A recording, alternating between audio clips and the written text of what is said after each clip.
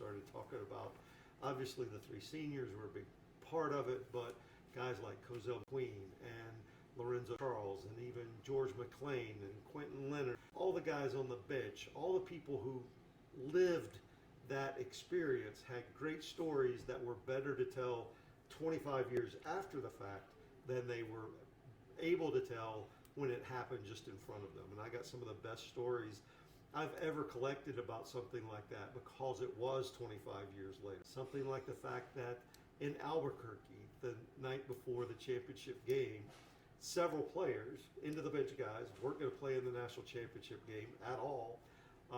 Were out in Old Town in Albuquerque for a long, long time.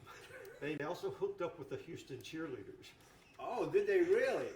And this is in the book. This is in the book. We're not going to go way, way deep on it, but you can give us a little bit of it. But they hooked up with the Houston cheerleaders, and the Houston cheerleaders told them point blank, you know, we don't really like our guys that much, so we're going to be rooting for you the entire time.